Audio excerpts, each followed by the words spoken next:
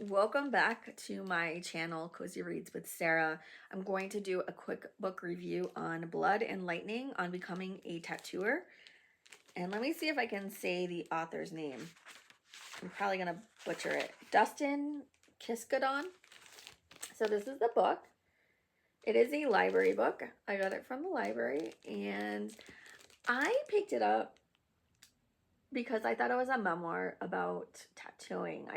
I very rarely read the inside cover or the backs of books. If the book catches my eye and it seems like a subject I want to read and I'm interested in it and it's at the library and there's, no obligation to read it, I'm going to pick it up.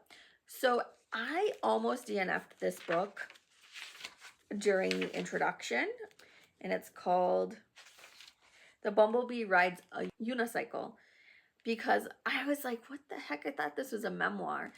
Really, so do know going in, it is not a memoir. This book came about by this author doing his graduate dissertation. He did an ethnography on being a tattoo artist, being an apprentice, and what it means to be a tattooer, specifically in the San Francisco Bay Area.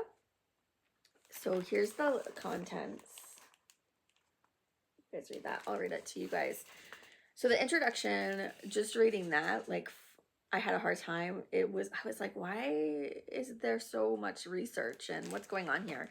Well, it's because it really is his research. It was his ethnography for school, for grad school. So the intro is The Bumblebee Rides a Unicycle. Chapter 1 is Enter the Apprentice. Chapter 2, You Should Be Scared. Chapter 3, Noticing Bodies. Chapter 4, Touching Bodies. 5, The Physical and Cultural Life of Skin. 6, Misspelled and Other Mistakes. 7, How Much for a Face Tattoo. And The Unleavable Field. And then he has acknowledgments, the appendix, notes, and references. So at the end in the appendix, he talks about how he really wanted to do a crossover book of an ethnography with memoir and blur the lines. And I think he accomplished that in this book. And I actually, at first I didn't like the research, but as I continued to read, I understood the reason for the research and started to enjoy it. And I especially liked his talking about kind of how magical and mystical tattoos are and tattooing, the processing. So in The Bumblebee Rides a Unicycle on page 17, I'll show you. He shows some of his tattoos that he did as an apprentice. And he writes, on this day and at this moment, the glamour of our shop was in full effect. Stemming from the Scottish word glamour, glamour has the effect of casting a spell or a charm to blur the eyes. It usually works by making things seem a little better than they really are. The glamour reproduced would impart a sense of confidence on those who entered its presence. Clients under its charm would feel that everything was under control. They wouldn't likely think about the fact that we, like all tattooers everywhere, could easily make permanent mistakes on their bodies. And we did make mistakes, some more noticeable than others. The glamour of tattooing was a collective production achievable by a team. And then he has a little footnote. I'm not going to read that though. Our teamwork was evident in our shared banter, which was often light and fun. It could be seen if you were in on it by paying attention to how we used our bodies and voices in time and space. Take, for instance, the way we publicly praised each other's tattoo work. If Polly had just finished a tattoo, for example, I would ask the client if I could see it. I would look at it and say something like, Polly knocked it out of the park. To be sure, I would say that even if he didn't knock it out of the park. We simply wanted our clients to love the work we put on a show. So I have had 4 tattoo experiences, and the last tattoo I got, which is my bumblebee, as you can all see, the glamour was strong. It was at the Roswell Convention Center, and the group there, like, the glamour was strong, and people kept stopping by and complimenting the tattooer and on her work, and there was fun, playful banter, and everyone was talking, and it was a really fun time. And it was truly, truly the best tattoo experience. The other 3 times, it was in private shops and it was just me and the tattoo artist, and I didn't connect with those tattoo artists in any way. I mean, it helped that my tattoo artist, Lindsay, was raised on the East Coast and then moved to Arizona, and we had a lot of things that we connected on. So that made it fun too. So then on page 19, it says, this book is about tattooing, of course, but more so it's about what can happen at the intersection of people, bodies, and money. Tattooing is, after all, an intimate, think people, carnal, think bodies, job, think money. Most directly, this book is about what the people who labor within this intersection often think, feel, and do. And I feel that the author really captures that, and how he talks about how the body and skin just become a body and skin, and how he and his fellow tattooers at his shop specifically tried not to sexualize bodies, or they looked at hues. They tried to be inclusive of everyone and tattoo everyone and be able to tattoo all different skin types and skin colors. And so it was just a really interesting intersection of gender, the history, the politics, the ethics of being a tattooer and of tattooing. His shop, they don't do like face, neck, hands, like fingers. They go on young people who don't have any tattoos. And my husband and I ran across that when we were trying to get our finger tattoos for our wedding, because people don't want to tattoo fingers and hands because they don't want to have you have visible tattoos, because it does affect the way people interact with you, view you, hire you. I don't really get much for this, but once I got this big piece, I started noticing that he, was teaching at a community college, plus going to school, plus being an apprentice, plus getting married. And his book isn't about the bro culture of tattooing. It really is a more progressive look. And he talked to women tattoo artists, queer, gay, transgender. He was very inclusive, which was really awesome. So he talks about how his ethnography is more about the sociology of flesh and blood, and it really goes with the theme of tattooing, which is flesh and blood, right? You have all that blood and plasma. And where he lived it, he's not just doing the research, he's not just interviewing tattoo artists and apprentices and tattoo shop owners, and he's not just going to museums and reading, peer review articles. He's doing the research and he's doing interviews, and he says he has like multiple different books that could come out of his research, but this is the one. And I have to say, once I got through the introduction and it did start flowing, even though there's a lot of footnotes and endnotes and notes, it just flowed really well, and it was very interesting and exciting. And it's funny because when I was a teenager, I was terrified of tattoos. I had this nightmare that I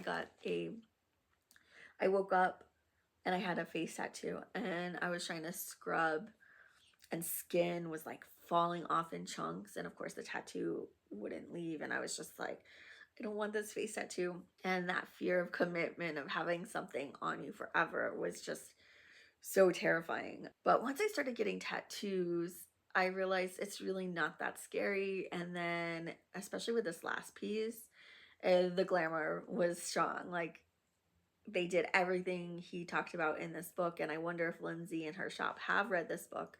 I want more. I want to be covered head to toe in tattoos.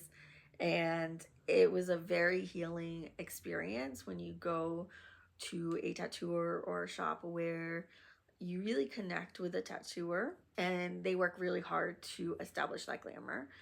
It is such a healing and fun experience, and you leave feeling, I left feeling empowered and uplifted. I felt really good. I felt really good in my skin. I felt really excited about this transformation of my body and how it's going to be perceived by myself and others going forward. And so I would recommend not just going to a good artist, but you really want to go to someone who makes the experience fun. So he talks about how on page in the appendix on page 218, this is a quote: "On the writing itself, I tried to communicate the story in the three languages of the sociologist. These include the language of sociologists, fellow tattooers, and more general readers. My peers in sociology wanted a theoretical contribution. My fellow tattooers wanted an honest yet flattering representation, and I assume more general readers want juicy narrative. I sometimes cater to one audience more than the other. The tension between audiences echoes my lived experience as I spent years balancing the life of a sociologist, tattooer, and writer." Plus, he has tattoos himself. How he came about getting the apprenticeship is because he would get tattoos from the owner of the shop, from Premier Tattoo in San Francisco. He dedicates, let me read the dedication. It's basic format, and that's the owner of the shop where he apprenticed. Starts out, this is on page 3. "Matt drank coffee as we stood on the back patio. His red hair landed across a blue handkerchief tied around his neck. He wore vintage denim and leather boots as usual, and we stood there talking about the day's projects. Both of us were doing 2 tattoos, scheduled at noon and 3 p.m. They reflected the kind of work we'd grown to love doing. He, my tattoo mentor, had been at it for 30 years. I just for 2. So that is the first paragraph, and that is really what it's about, is this relationship between Dustin and his mentor, Matt, and how Matt runs his tattoo shop and who he chooses as an apprentice and how he goes about that. And of course, Matt really wanted Dustin to stay on and be a tattoo artist full-time forever, but Dustin had a growing family and wanted to be a professor and writer. So I don't think he's tattooing anymore, but those relationships he gained at the shop, I don't think he'll ever forget. And it's just really fun to see around behind the glamour and get a look. So I gave this book 4.5 stars. The only reason why I took a 1/2 star off is because I thought it was a memoir. I went in thinking I was reading a memoir. I didn't know I was reading a ethnography. I didn't know I was reading someone's research book. So I wrote on my review on Fable, "This book leans more towards ethnography than I had expected. I went in thinking this was a memoir, but it's what the author says is called in research circles as embodied ethnography. And he wants to blur the line between ethnography and memoir. He likes the term from sociologist Leok Wagquant's term, sociology of flesh and blood, where the researcher does not just observe but participates. This book was born from his research for his graduate studies thesis. Know that this book has technical ethnography terms, but also has technical tattoo information and information accessible to laymen. Once the book got going and I accepted that this book wasn't a memoir, I started enjoying the book. The author really dives into this topic in his appendix about the ethics of his research. I personally feel it would have been better at the beginning of the book," which he kind of did. I think I just wasn't, sometimes you only want to hear, see, or read what you want. His research was inclusive and not just focused on the bros and bro culture of tattoos. The author is very mindful and considerate of other.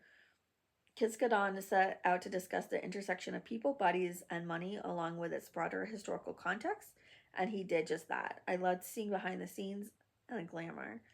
Tattoo shops are usually intimidating, and knowing that tattoo artists are as freaked out about giving tattoos as you are about getting tattoos is refreshing to know. The level of empathy involved is something I never thought about. I loved hearing about his process of becoming an apprentice, working his research, and the history of tattoos. He brought up a lot of good questions about the ethics of tattoo and who sets those ethics. He talks about a story of a woman writing, I think it was for Lilith magazine. She went in wanting a tattoo on her neck. The male tattoo artist would not tattoo her. She took it as a gendered issue of him being sexist. And Dustin asks the question, well, was it that, or was it just the tattoo's ethics? Maybe this tattoo artist does not do neck tattoos on people who don't have a lot of tattoos. So he talks about that. Whose bodily autonomy is it? Who gets to say whose bodily autonomy comes out first? Is it the tattooer or the tattooee? And it's a dance, and it's a balance between the two. Some tattoo artists just will not do face and necks, hands, fingers of people without a lot of tattoos, and he said he's one of them. And he had even a difficult time doing neck tattoos on people who were already heavily tattooed. So, you know, there was a lot of good questions brought up. So he talks about how much tattooing has changed and the ethics and the way people view tattoos in the last 30 years. So premium, like I talk about how now I kind of want to go to premium in San Francisco and get a tattoo. Everyone sounds so cool and respectful. The key words here are educational, engaging, fascinating, personal experience, thorough research, and easy to read. So if you do like any kind of memoirs or autobiographies, research, and you're interested in tattoos or just curious, fascinated, whether you have tattoos or not, this book is so well researched, and it's entertaining, and you get pictures. He has his drawings throughout, and then you see some of his tattoo work. It's a fun book, but you feel like you're learning something, and you feel like you get a sneak peek and that you're seeing behind the scenes.